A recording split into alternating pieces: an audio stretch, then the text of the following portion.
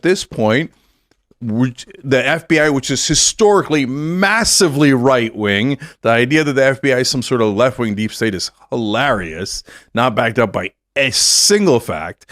But so the right wing, and so the FBI is saying, hey guys, we wish it weren't the case, but most of the domestic terrorists in America now are right-wingers. And they're all trying to kill anyone who disagrees with Donald Trump. I just think that's wrong. And I think, I certainly think there are right-wing domestic By the way, terrorists. I just want to be clear. That doesn't mean all right-wingers or a majority of right-wingers are terrorists. It just means of the terrorists that are around now, which is a small group, right? Unfortunately, most of them are right-wingers at this point. We heard that in 8th grade, he was smoking marijuana. He was evil and had it coming. Did you know George Floyd might have stolen $20 whole? Oh my God, these black people, they're so evil. Did you know that Trayvon Martin, it was caught in school, maybe smoking pot, and that's why Zimmerman had to murder him in cold blood. He had it coming. He had it coming. So I can understand if conservatives and right-wingers have done that, and so you're just frustrated and don't want to hear it, but I'm not doing that. All right, guys, so we got to talk about severely Trump deranged presidential candidate Cenk Uygur, who went on Tim Pool's show to discuss his candidacy for president. Now, Cenk can't actually be president, okay? He can't be president. He's running knowing that he can't be president based off some cuckoo for Cocoa Puff legal theory that he know is not going to hold up in a conservative Supreme Court. I think the guy should be sent to prison for scamming his followers out of money, okay, and trying to subvert the Constitution, okay? You know, this is the same argument that Cenk makes for sending Trump to prison, right? But he seems to be trying to do the same thing that he accuses Trump of. But anyways, again, this guy who's severely Trump deranged goes on Tim Pool's show, and it went down the exact type of way that you would expect. Cenk making a whole bunch of statements that are not grounded in reality, right? Because, again, the guy is not only Trump deranged, but he is delusional. And Tim Pool calmly schooling him on why his opinions and his arguments are stupid. And I want to talk about a couple sections of this conversation that he had with Tim Pool that were fascinating and that show you how deranged and out of touch with reality people like Cenk and the progressive left are. And they have to do with domestic terrorism or domestic extremism in this country and racism. The first clip I'm going to show you guys is a clip of Cenk discussing how he thinks that right-wingers are the biggest domestic terror threats to this country. And then the next clip I'm going to show you guys is a clip where Cenk thinks that Antifa is barely existent, right? That they're not actually a real issue compared to all the right-wing militia groups around the country. So without further ado, go ahead and roll the clip. At this point, the FBI, which is historically massively right-wing, the idea that the FBI is some sort of left-wing deep state is hilarious, not backed up by a single fact. But so the right wing, and so the FBI is saying, hey guys, we wish it weren't the case, but most of the domestic terrorists in America now are right-wingers.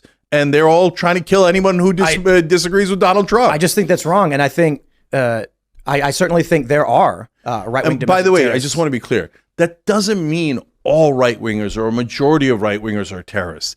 It just means of the terrorists that are around now, which is a small group, right? Unfortunately, most of them are right-wingers at this point. I think it's completely inverted, but the bias comes from the extremity of the actions taken by the terrorists. So you'll end up with a story of a guy, perhaps Maine. I think the story is more about what happened in Maine. He was mentally unwell and he was targeting his friends, is what they're reporting now. He thought his friends were talking behind his back and he went nuts. But by the way, they're all mentally unwell. Of course. No, but it's not of course, because the right wing says anytime it's a white person or a right winger, they go mentally unwell. And because I'm honest, I agree, right? And so, and they'll have their half of them will have their manifestos, like in Charlottesville, he had a manifesto about race wars and how black people were terrible, and that's why he went inside a black church and shot him up. El Paso was against Latinos. There's the synagogue shootings. So these are political, there's no question. But no one who's mentally well goes into a synagogue or a church and shoots people, but that is also true of Muslims. When it comes to right wing, they're like, oh yeah, that's so true. When it comes to right wing, it's so true. They're just mentally unwell. They don't represent us. Muslims, oh, it's all Muslims. It's all Muslims. They're all mentally well. That's why they shot up people. They don't have any mental health problems. Their problem is that they're Muslim. Well, no.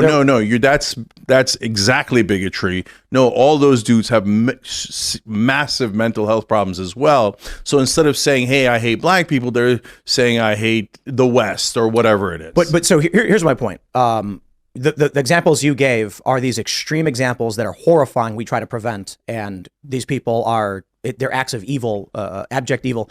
On the left, you get what I would call more blunt terror. Mm-hmm. So, for instance, the George Floyd riots.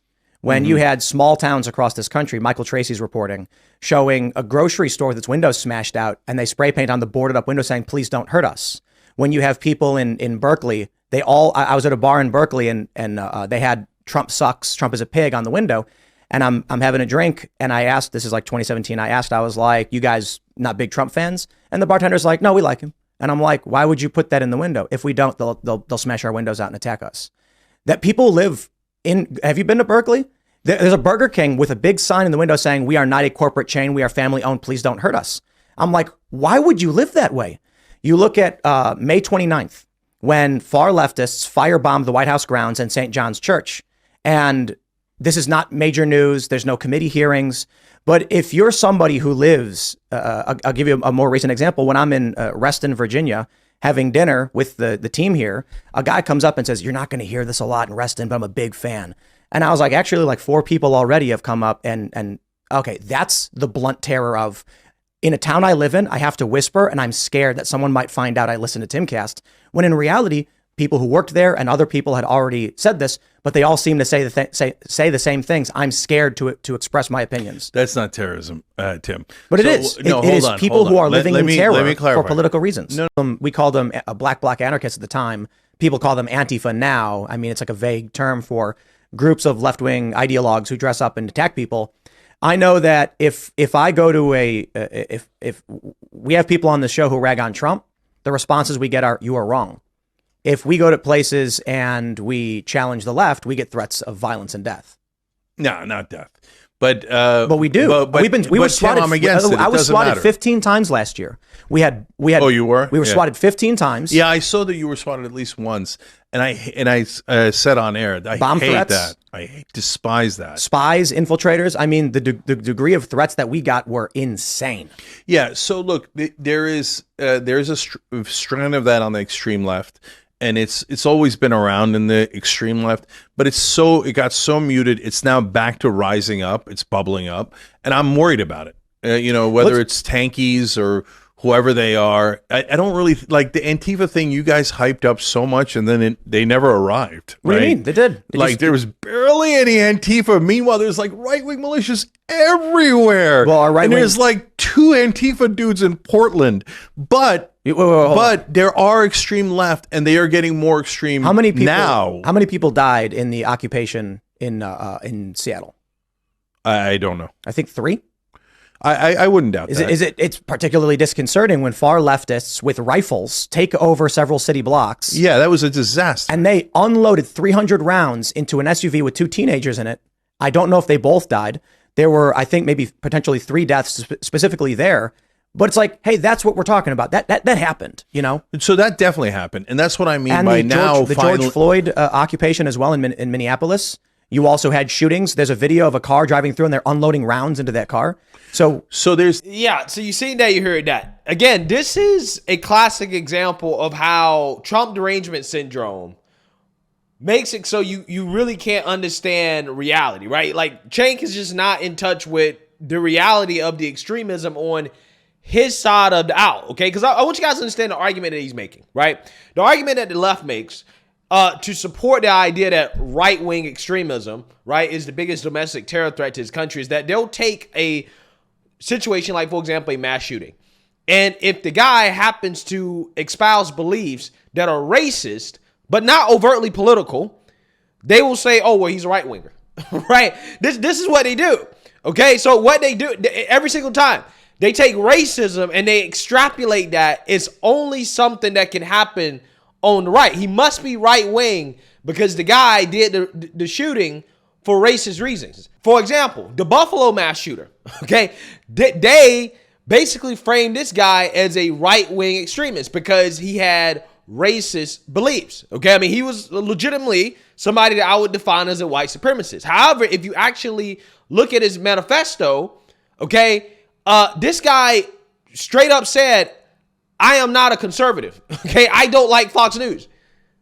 That's what he said. He actually described himself as more of a communist type, okay? He's a left-winger, okay, who had racist beliefs, which again shows you that racism, even racism against blacks, can exist on the left. Like, that's an actual thing. Now, again, you wouldn't know that if you listen to people like Cenk Uygur and you watch his failing channel, TYT, but that guy was a left-winger who happened to be a racist, right? Again, the liberal media ignored him admitting that I'm not conservative, I'm a left-winger, right? They ignored that, and they went, well, he's racist, so therefore he must be a right-winger.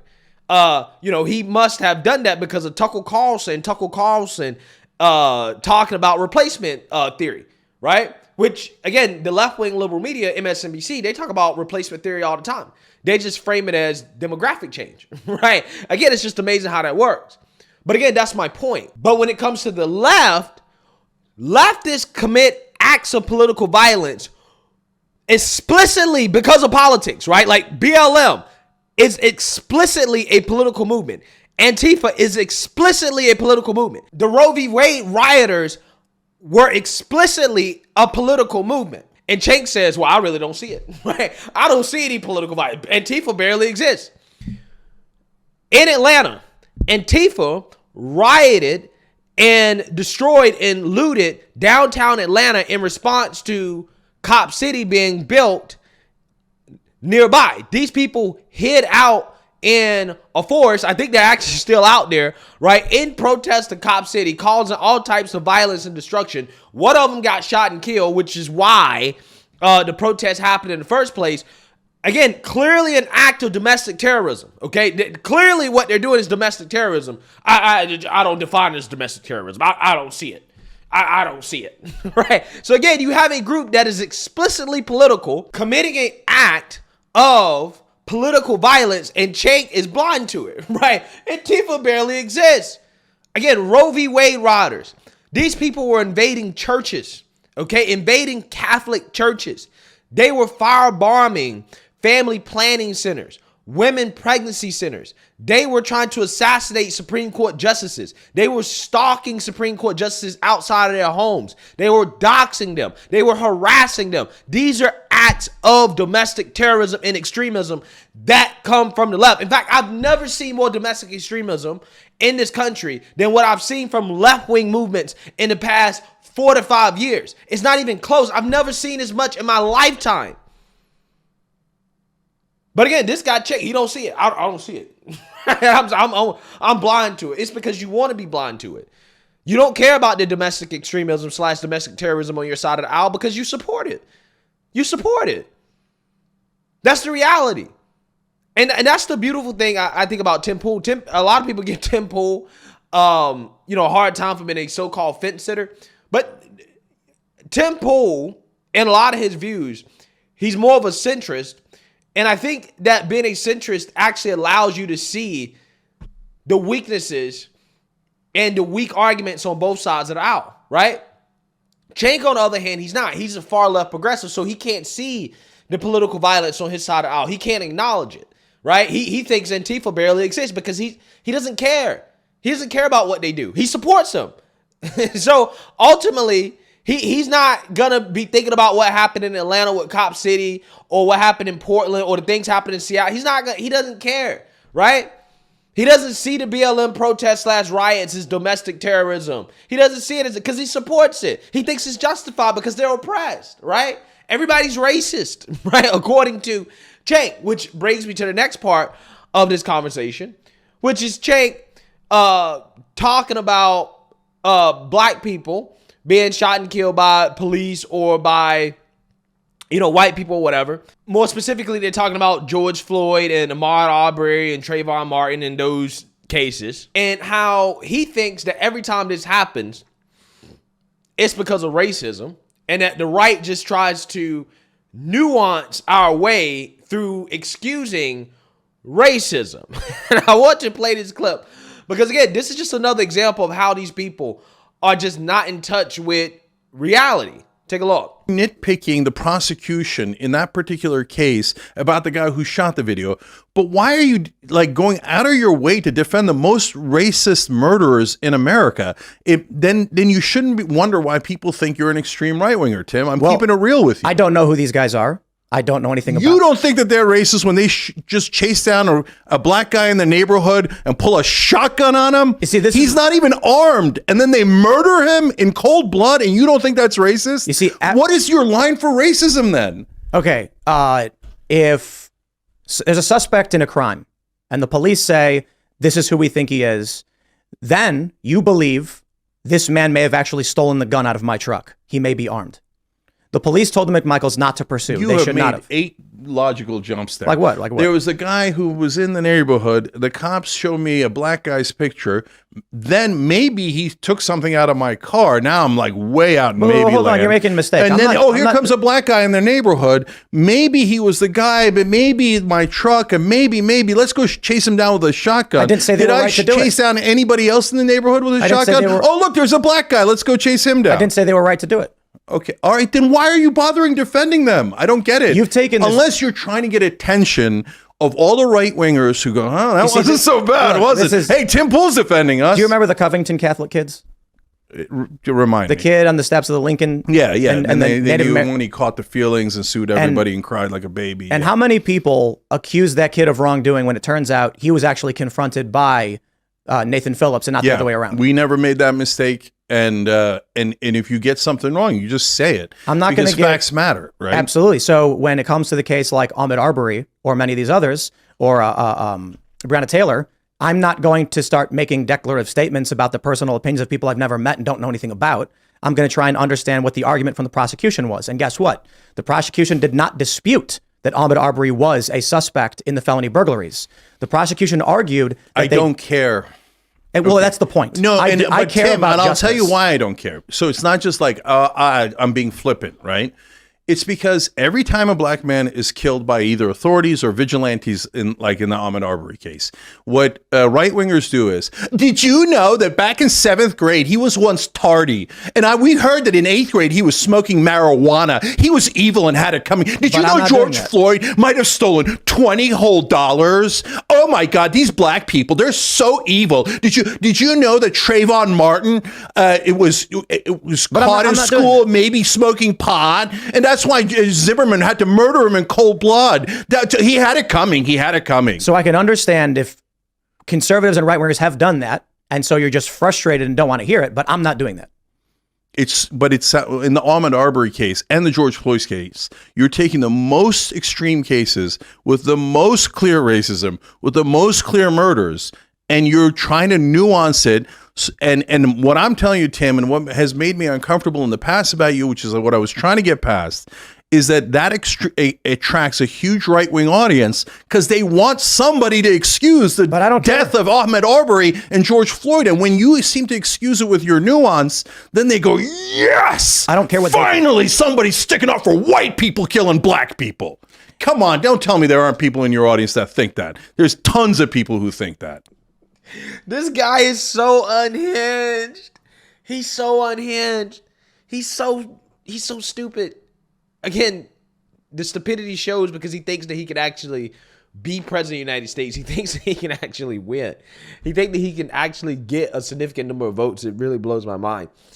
But what is going on here, right, is that Tim Pool is basically saying, look, you cannot smear every situation, whether it be Breonna Taylor, Ahmaud Arbery, George Floyd, whatever, right? You name it. You can't smear every situation as racism, right? It's just racist. Well, he was killed because he's black, which is what Cenk is doing, right? This is what he's saying. That's what he's doing. He's these are obviously racist. What Tim Pool says is that, look, I'm not trying to sit here and judge the character of these people to try to say they're racist when I don't know, right? He doesn't know. We don't really know.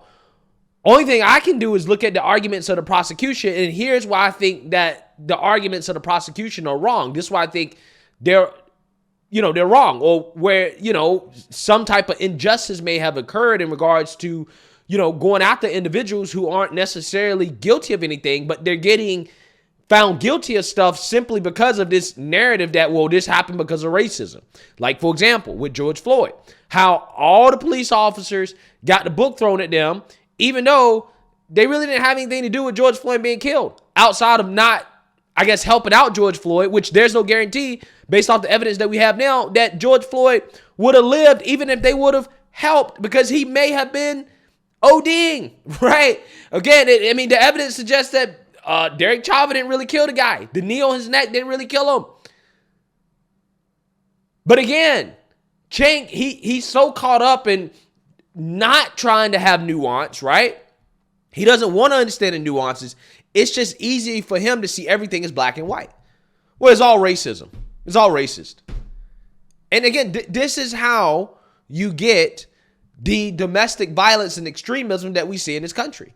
This is how we got the BLM riots, because the BLM riots are a result of the lack of nuance.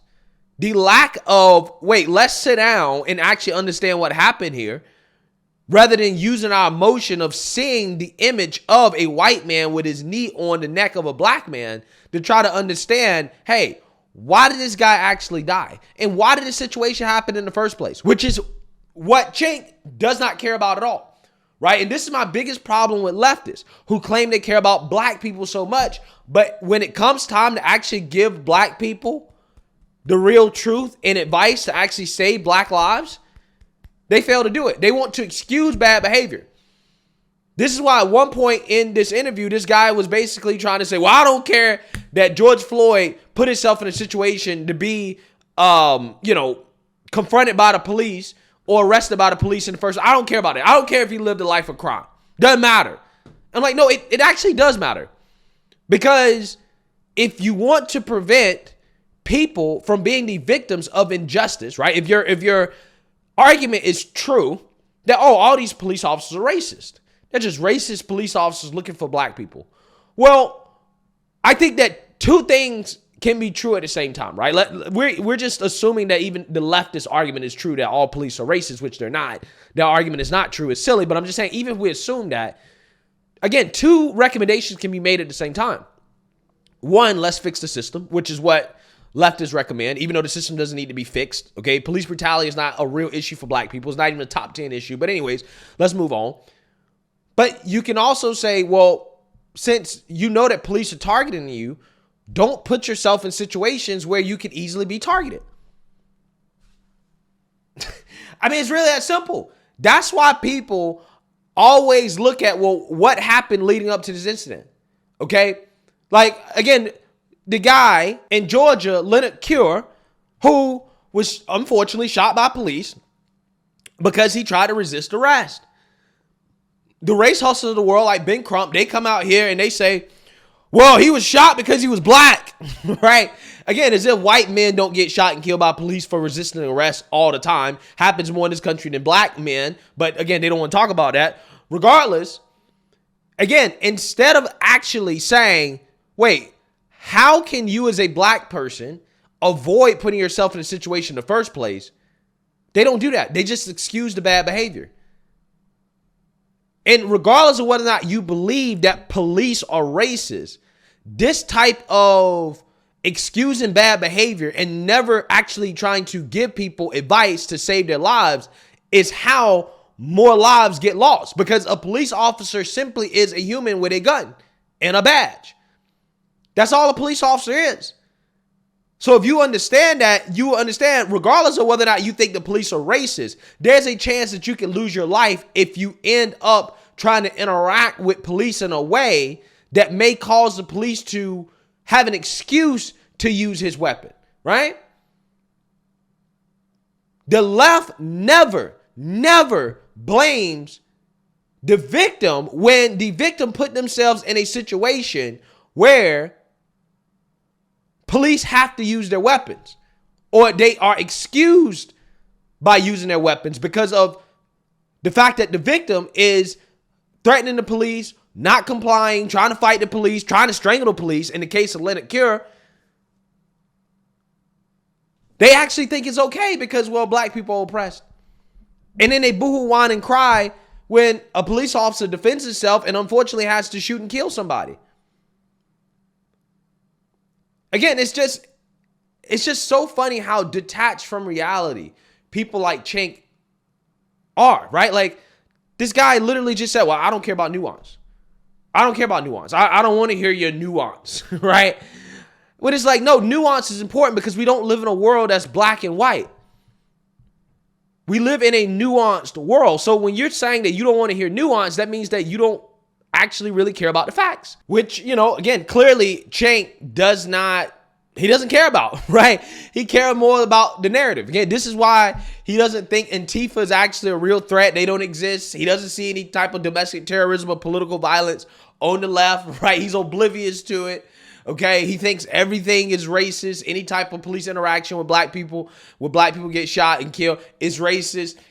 Again, these people don't care about facts. They're not living in reality. They're delusioned and deranged by Trump. And this is what you get, right? Tim Pool calmly dismantling Cenk Uygur in his unhinged arguments that make absolutely zero sense whatsoever because, again, they're detached from reality. Let me know what you guys think. Make sure you like, comment, and subscribe. Most importantly, share a black conservative perspective. Peace.